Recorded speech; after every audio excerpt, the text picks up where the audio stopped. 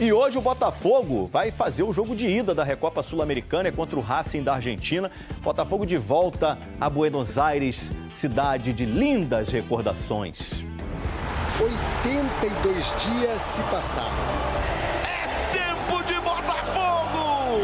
O glorioso conquista a América! Para muitos torcedores, aquele 30 de novembro foi o dia mais feliz da vida. Uma data para ficar marcada para sempre. Eu acho que ninguém tem palavras por tudo que a gente viveu, ainda mais a gente que mora aqui em Buenos Aires. E menos de 3 meses depois, o Botafogo está de volta à Argentina para outra final. Eu acho que todo mundo que veio aqui para o jogo, veio para a final do ano passado, aqui se tornou um lugar especial assim no coração de cada torcedor.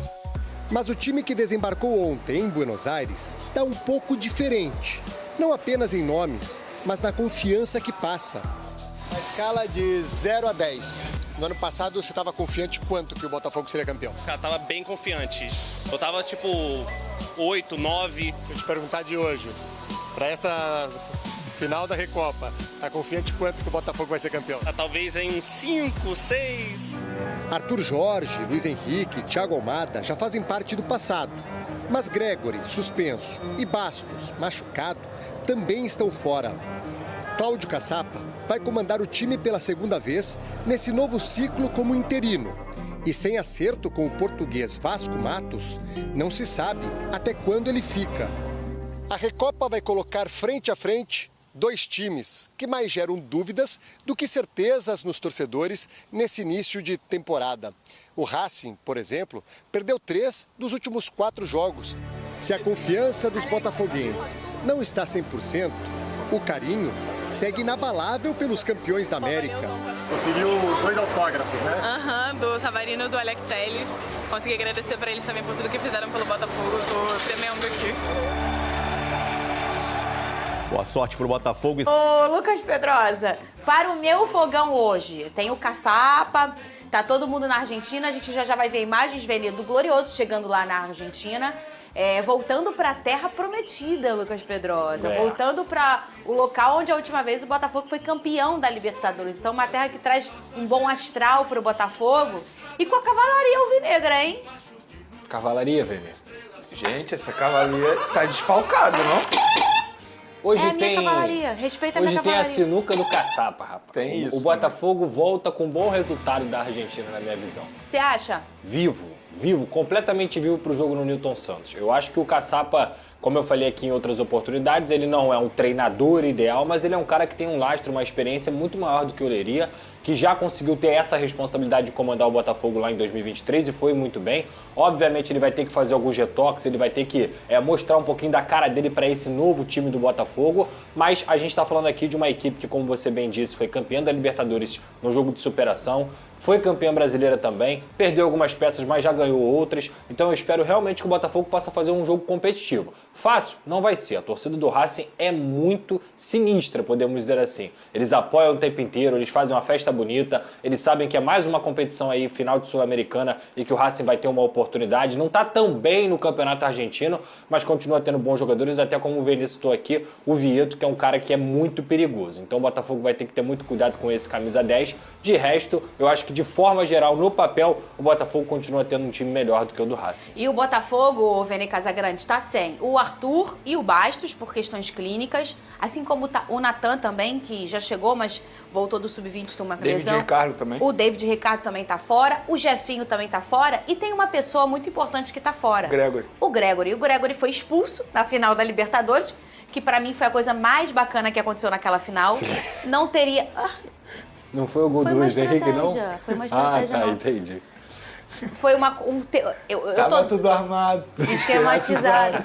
Olha aí, o Gregori tá fora, tá? Então, o Botafogo deve chegar aí com o John, o Vitinho, Danilo Barbosa, né? Ou o Jair. O Jair também tá à disposição, tá, gente? O Jair, o zagueiro, já viajou. O Alexander Barbosa e o Alex Telles. Aí tem o Alain, né? O Marlon Freitas, Savarino, o Rafael Lobato, ou Juan Cruz, Igor Jesus e Matheus Martins, treinador Cláudio Caçapa, O Botafogo diferente, porque saem poucas peças do que tinha no ano passado, mas elementos importantes que traziam um brilho tático ali, né? Uma cara pro Botafogo, que era o Almada e o Luiz Henrique. A gente já comentava que quando esses dois jogadores não performavam no ano passado, o Botafogo já mudava um pouquinho. E aí tem essa mudança aí, vamos ver qual é a cara que agora, primeira vez que o Caçapa vai pegar esse time titular, porque no Carioca não foi o titular que ele foi o técnico no último jogo, o Vene Casagrande. Fernandinha, na zaga, embora o Jair esteja à disposição e a gente está falando de um jogador que foi contratado aí a peso de ouro, o Botafogo fez um investimento absurdo, mas eu começaria com o Danilo Barbosa.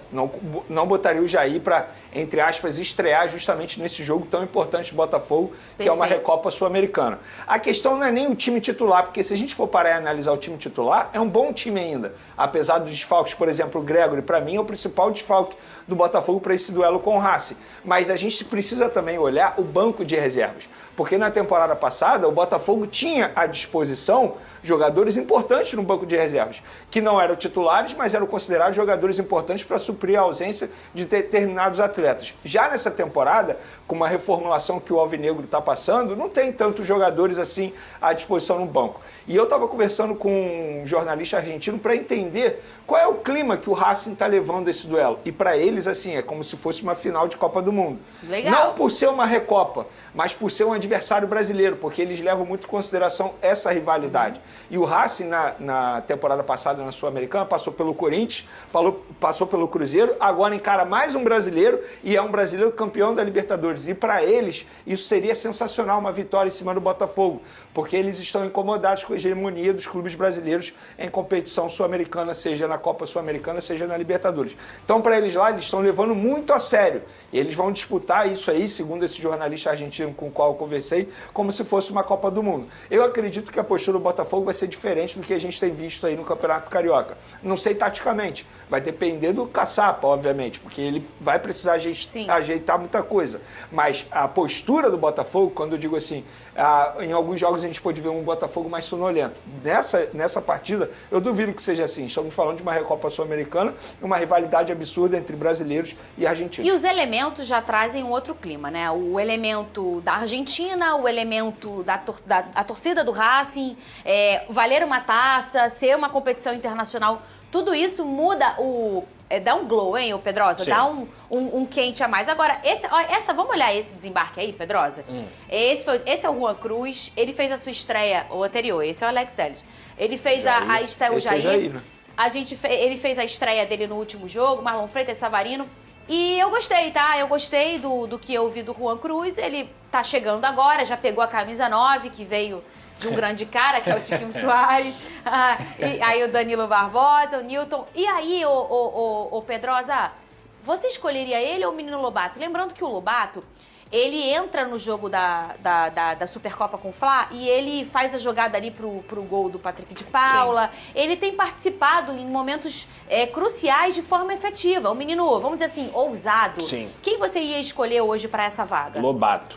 Iria com Lobato, porque é um jogador que já está mais adaptado a esse mesmo time do Botafogo, já está mais entrosado. O Juan Cruz eu não encaro como ponto, eu encaro ele como reserva do Igor Jesus nessa camisa 9. Inclusive, a galera lá tá confiando muito, porque para dar a camisa 9 pro Juan Cruz é porque a expectativa é muito alta por esse jogador. A camisa 9 do Botafogo tem muita tradição. Então eu iria com o Lobato, colocaria o Matheus Martins na esquerda, o Savarino flutuando pelo meio e o Igor Jesus lá na frente, sendo o centroavante, como a gente já conhece. O Pedrosa, você também escolheria o Danilo? Escolheria.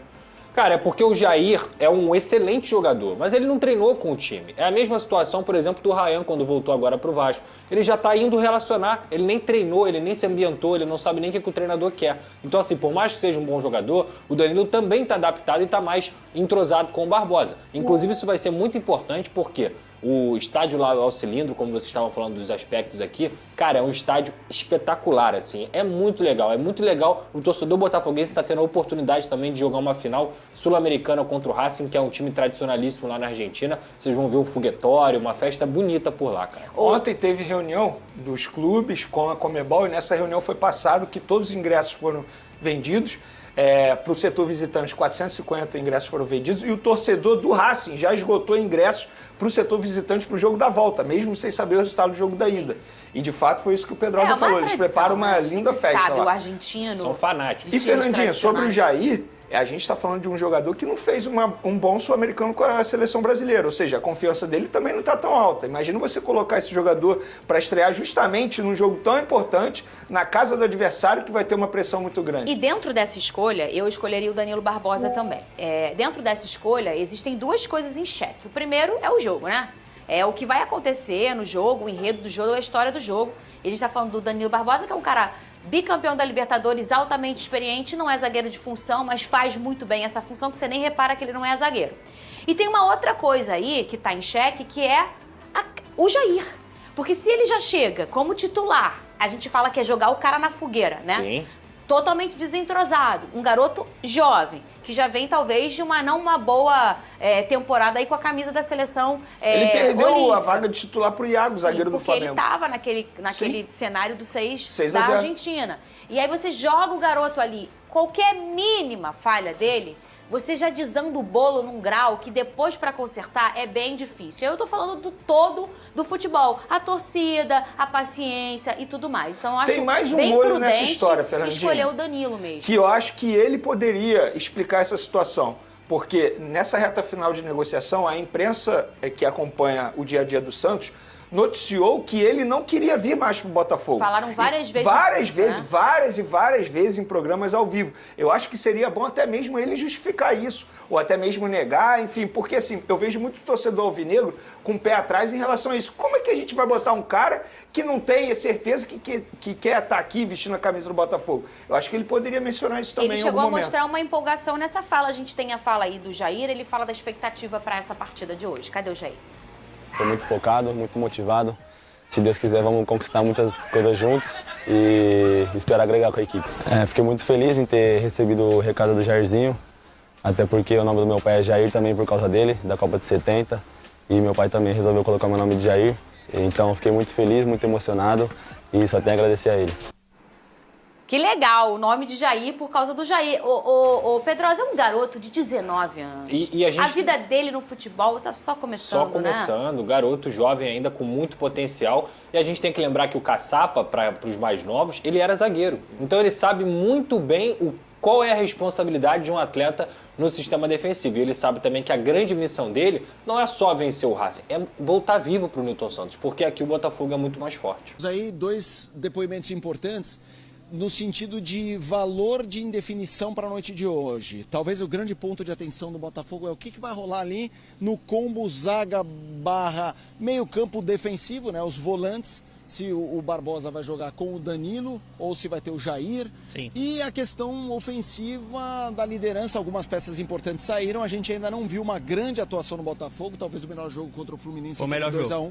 Savarino e Igor Jesus dispensam comentários, mas o Arthur não vai para jogo. Queria que você falasse tanto dessa questão defensiva quanto da criação ofensiva do Botafogo para essa noite. O Botafogo nesse momento é uma incógnita, por conta dos desfalques e por conta da indefinição na questão do técnico.